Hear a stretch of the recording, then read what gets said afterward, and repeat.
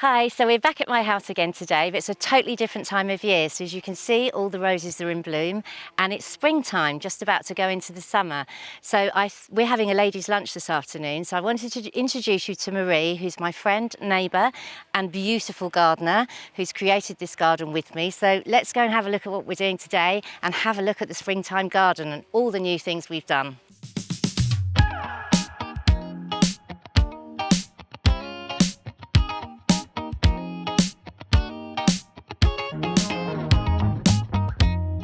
So over here is our lovely Asian garden. So we've dressed it today because we're having a ladies' lunch. But first of all, let me introduce you to Marie. So this is Marie, who's my friend and neighbour and helps me with absolutely everything, but mainly she's a very green-fingered gardener. So Marie, tell us a little bit about, well, obviously today we're having a lovely Vietnamese lunch, as you can see, and Marie's a great cook, apart from being a great gardener.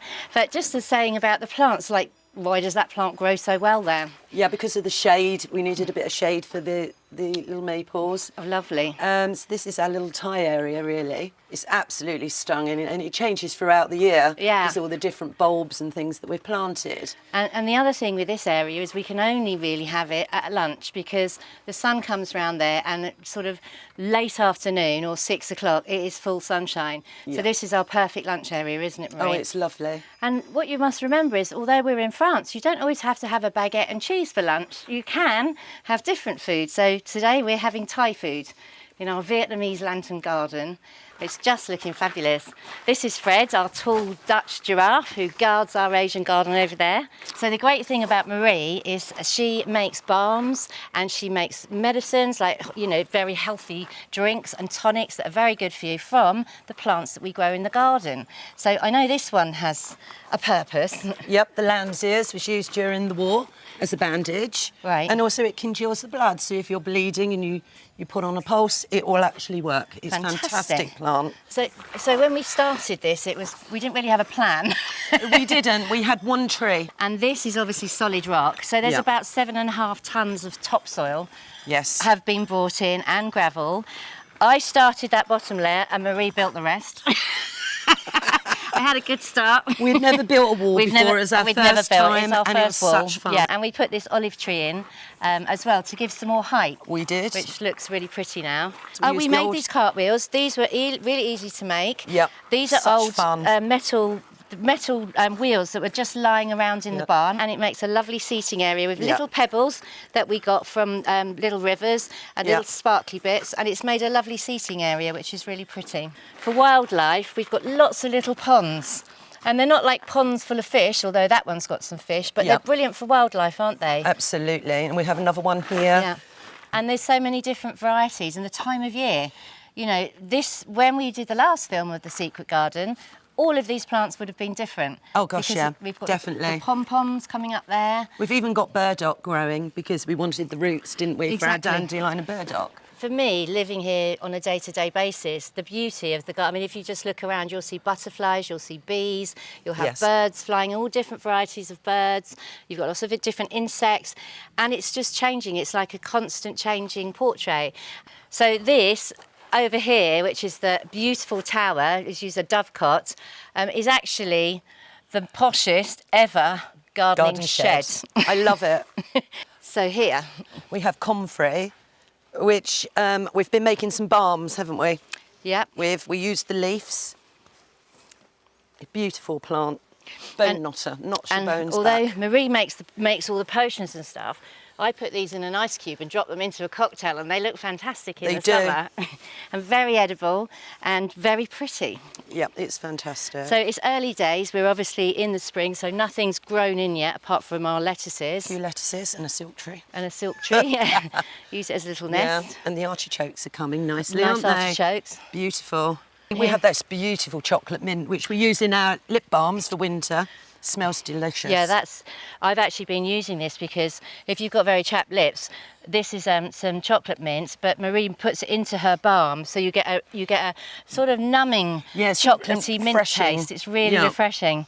So that will grow big in the summer, and we'll make loads more things out of that. Oh, that smells so good. Delicious. Beautiful, isn't it? Let's see how the ponds are going.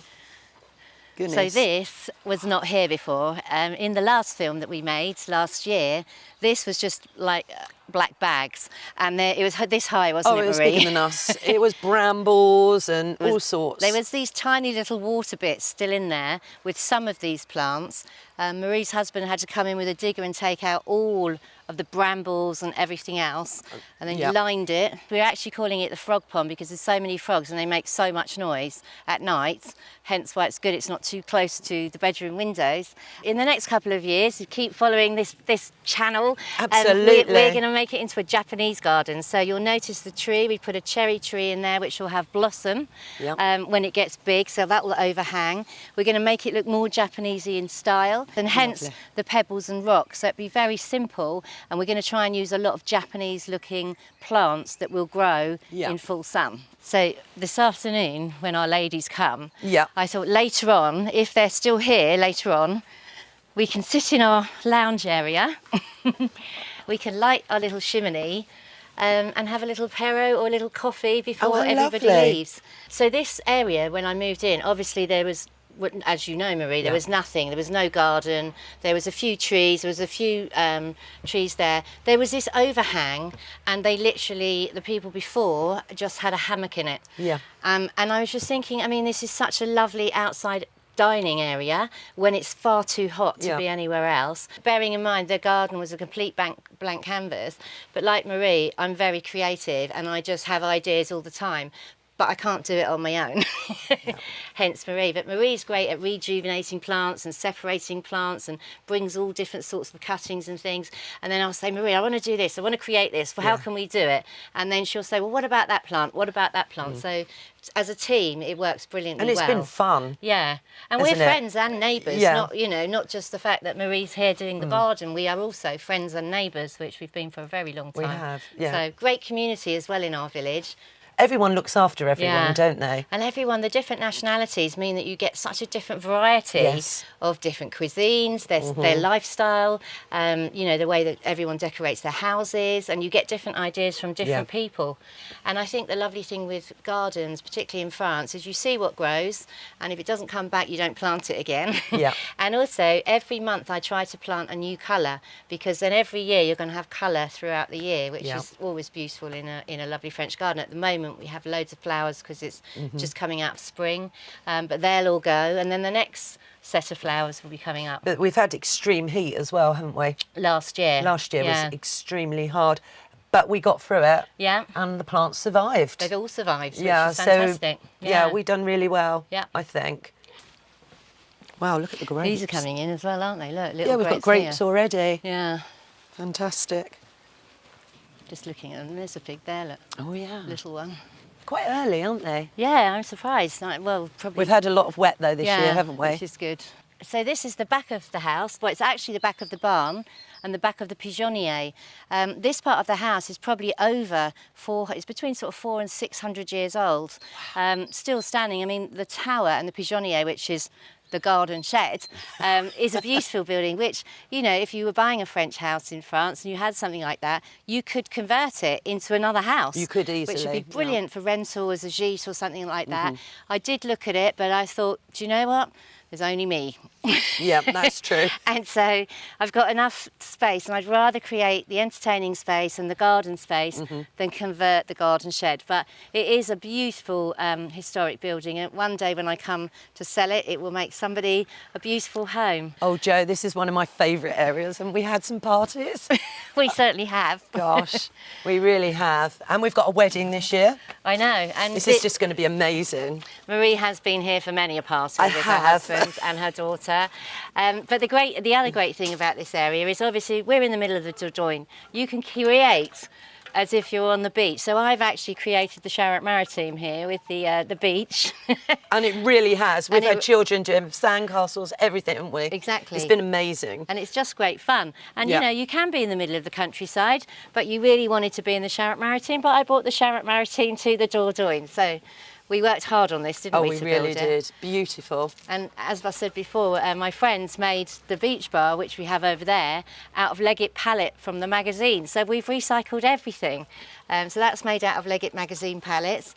This again was made out of recycled tin roof, so it looks like it's a bit of Jamaica in the Dordogne as well. Beautiful. And later on we'll probably have we might even have a cocktail over in the cabana, so should we go and have Why a look, not? Marie? Oh, I'm looking forward to my cocktail. Oh, look, Abs has made the cocktails, but where is she? lovely. Where is she? Where is she? Oh, fantastic. Wow, these look amazing. Oh, Abs, they look spectacular. Thank you. There we go. This Here we is go. a well-needed drink. A very well needed drink in this heat. Well, cheers, ladies. Well, that's it for this video that we've made today. I hope you enjoyed the tour of our garden and meeting the lovely Marie, our fantastic gardener, and our lovely friend Abs, who's a great cocktail maker, by the way. Here, here. And join us next time. Next time will be my daughter's getting married here in September, so we've got a lot of preparations to do in the garden, haven't we, girls? Yeah. So we'll watch this space. We'll show you how we've done that. If it's a bit loud, it's the frogs in the background you can hear. But let us know what you think about the garden. We're always interested in ideas. Let us know what your type of garden is, and obviously we can go and find more gardens for you to look at. Subscribe to our channel, and hopefully see you next time. Cheers. Cheers. Cheers.